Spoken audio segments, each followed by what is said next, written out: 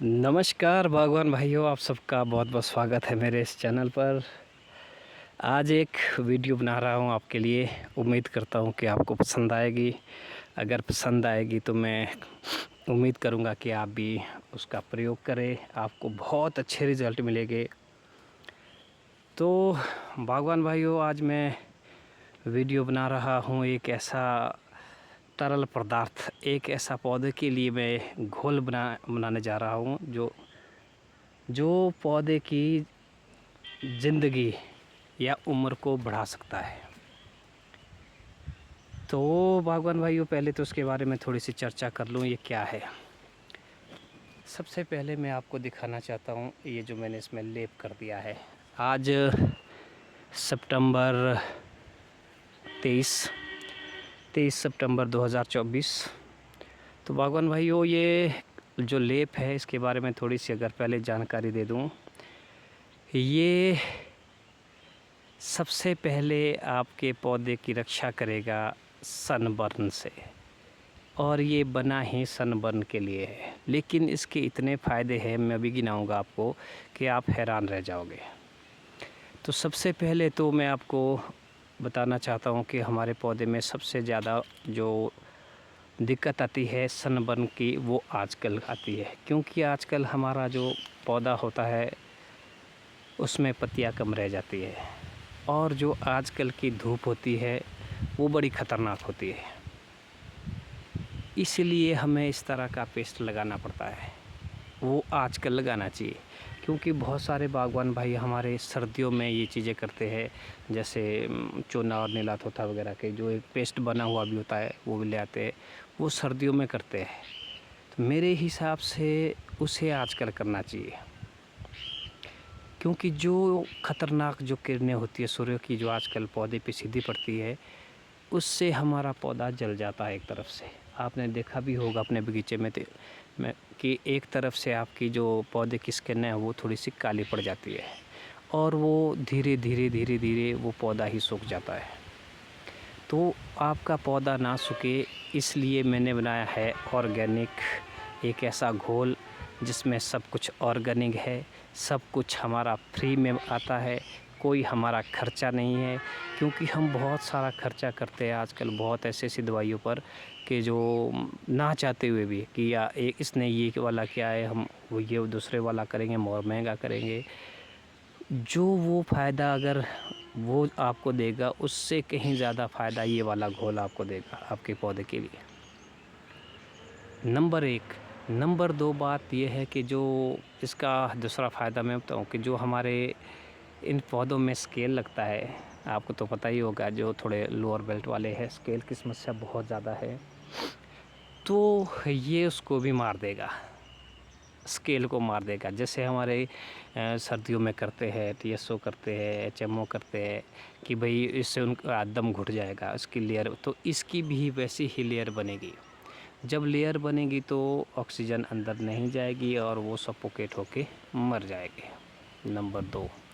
Number 3, आजकल पेड़ों में आपको पता ही होगा जो छोटे छोटे कीड़े लगते हैं, जो छिद्र बनाते हैं और पेड़ इसके टहनी के अंदर या आपके मेन स्टेम के अंदर होल करके इसको खाना शुरू कर देते हैं। नीचे से या ऊपर से नीचे को जाएंगे या नीचे से ऊपर को जाएंगे।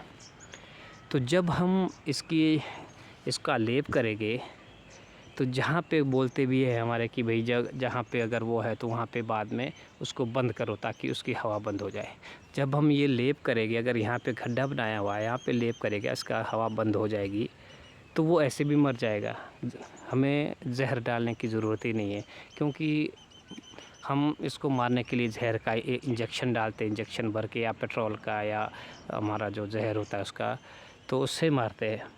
तो मैं चाहता हूँ कि पौधे को जहर ना दिया जाए, जहर से थोड़ा पीछे हटाओ। तो उसमें इस तरह का लेप करो, तो जहाँ पे आपका छेद होगा वो एकदम दिख जाएगा आपको, और वो जब उसके ऊपर ही पेंट हो जाएगा जो हमारा घोल बना है, तो हमारा वो कीड़े भी मर जाएंगे। ये होगी बात। और भी बहुत ऐसी जो हमारी समस्या है पौधों के लिए, जैसे हमारा जो कई बार ऐसा होता है कि ये जो इसकी छाल है वो फट जाएगी, वो भी ज़्यादातर आजकल के मौसम में पड़ती है, क्योंकि जो हमारी ये जो सूर्य की किरणें होती है, तीखी किरणें, पत्तियाँ तो है नहीं आजकल, ये देख पा रहे होगे आप। आजकल पत्तियाँ जैसे कम रहती है टहनी के पास, अब इधर तो है, आगे ब्रांचों में तो है, ये देख रहे होगे आप, बिल्कुल स्वस्थ पत्तियाँ हैं। लेकिन यहाँ पे पत्तियाँ नहीं है, और सीधा जो धूप है हमारा वो यहाँ पे लगेगा, और नुकसान हमारे पौधे को, हमारे पौधे की जो आयु है वो कम होगी। तो बागवान भाइयों, आप देख पा रहे होगे इस तरह से। और इसका एक और फ़ायदा कि जो हम इसमें डाल रहे हैं, जब बारिश आएगी आगे, जब सर्दियों के टाइम में, तो ये सारा घुल के हमारे नीचे तने पे आ जाएगा। और जब नीचे तने पे आएगा तो वहाँ पर भी जो कोई कीट पतंगा होगा जो, वो भी वहाँ पे नहीं रहेगा, क्योंकि इसमें की जो स्मेल होती है इसमें। और एक अलग बात बताऊँ, जो जैसे वूलिया फिट के जो अंडे होते हैं या अन्य कीट पतंगों के जो आजकल अंडे देते हैं, वो भी अब इसके पास नहीं देंगे, क्योंकि जो इसकी मुश्क होती है इसमें, जो मैं बताने वाला हूँ कि क्या क्या डालने वाला हूँ, तो जो उसकी मुश्क से होगी तो उसके नज़दीक हमारे ये जो अंडे भी नहीं देंगे। तो इससे भी हमारे पौधे को फ़ायदा ही होगा, नुकसान कोई नहीं होगा।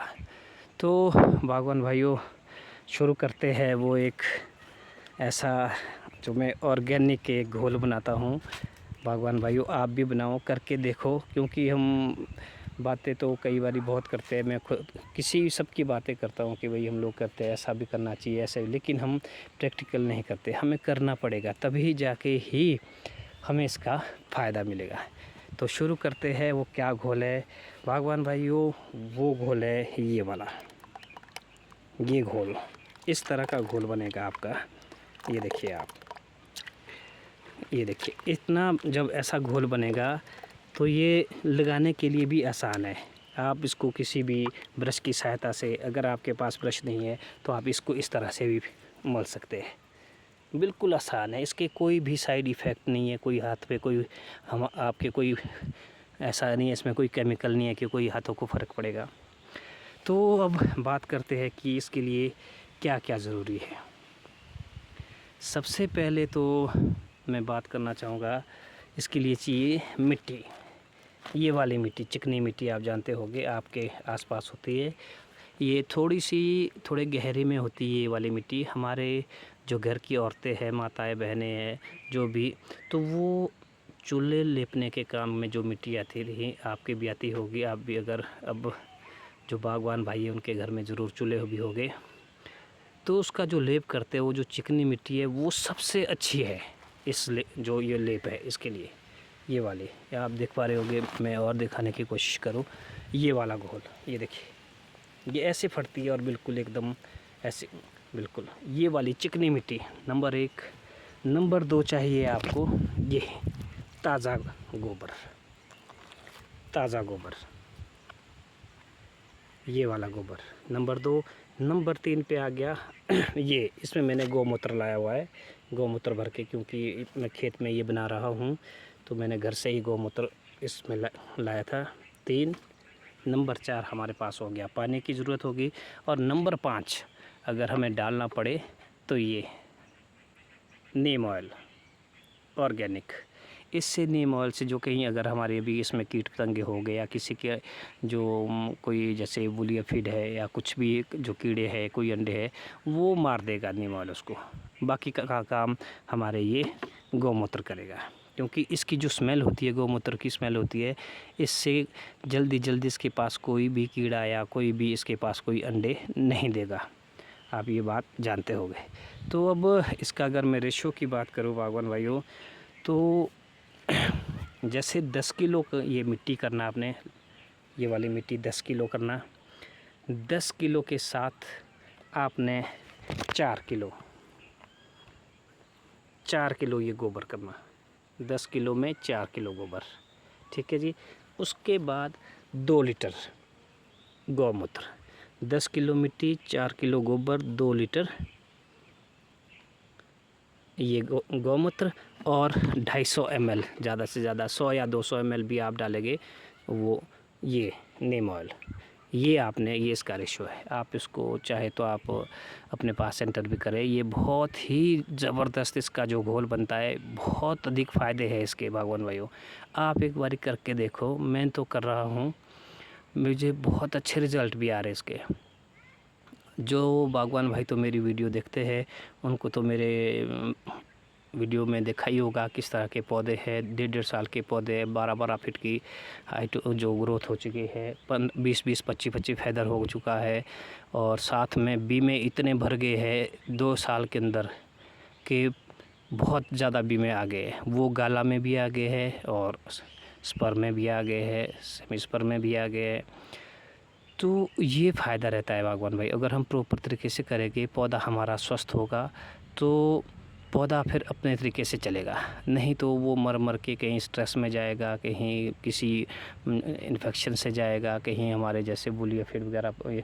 मेरे आप बागवान भाइयों, मेरे बगीचे में एक भी कहीं बुलिया फिड देखने को नहीं मिल रहा, क्योंकि ये ज़्यादा हम लोग जो ज़्यादा केमिकल की ये जो स्प्रे करते हैं, मुझे लगता है कि कहीं ना कहीं ये भी बहुत बड़ा कारण है इनको लाने का।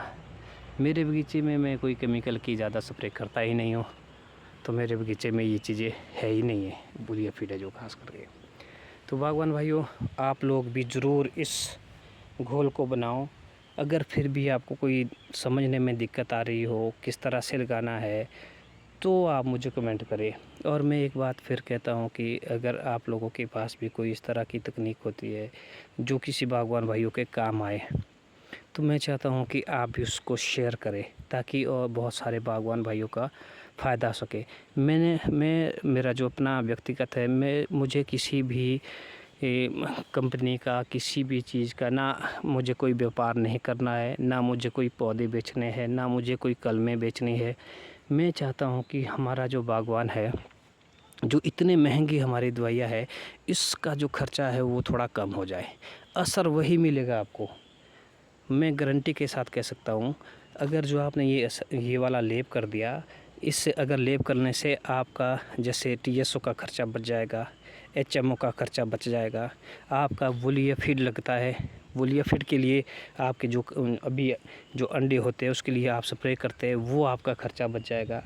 और जो हमारे कीड़े लगते हैं इसमें, जो इसके अंदर जो पौधे के अंदर जो कीड़ा लगता है, अगर जब आप उस पौधे के पास जाएंगे, क्योंकि ऐसे तो हम नहीं जाएंगे, बहुत कम हमारा रहता है कि हर पौधे को, जब हम ये लेप करने जाएंगे तो हम हर पौधे के पास जाएंगे और देख पाएंगे कि भाई क्या दिक्कत आ रही है पौधे को, तो वो भी हमें पता लगेगा कहीं कीड़ा तो नहीं है। जब कहाँ कीड़ा होगा तो वहाँ भी हम ये लेप लगा लेंगे, उसकी हवा बंद हो जाएगी और वैसे भी मर जाएगा।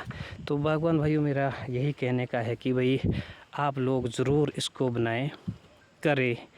मैं तो कर रहा हूँ, बाकी मैं ये भी नहीं कहता कि आप इसको करो ही। आपको अच्छा लगे तो आप ज़रूर करो, आपको इसके बहुत अच्छे रिज़ल्ट मिलेंगे। आपको मैं दावे के साथ कह सकता हूँ कि बहुत ही अच्छे, खास करके तो सनबर्न के ऊपर। और वो आजकल ही करे, इसमें ज़्यादा टाइम नहीं लगता है, बहुत 10-15-20 मिनट का काम है इसको बनाने का, तरल बनाने का, इतना ही काम है। और आजकल इसको लगा दो, क्योंकि सनबर्न की समस्या हो आजकल ही रहती है। तो कहना तो बहुत चाहता हूँ बागवान भाइयों इसके ऊपर, पर वीडियो लंबी हो जाएगी, इसलिए मैं इस वीडियो को यहीं पे ही स्टॉप करता हूँ। अगर वीडियो अच्छी लगे बागवान भाइयों तो इसको ज़रूर शेयर करें। अगर मेरे इस चैनल को लाइक और सब्सक्राइब भी ज़रूर करें अगर वीडियो अच्छी लगे। तो बागवान भाइयों, आज के लिए इतना ही, मिलते हैं बहुत जल्द एक और वीडियो के साथ। तब तक सभी बागवान भाइयों को मेरा प्यार भरा नमस्कार।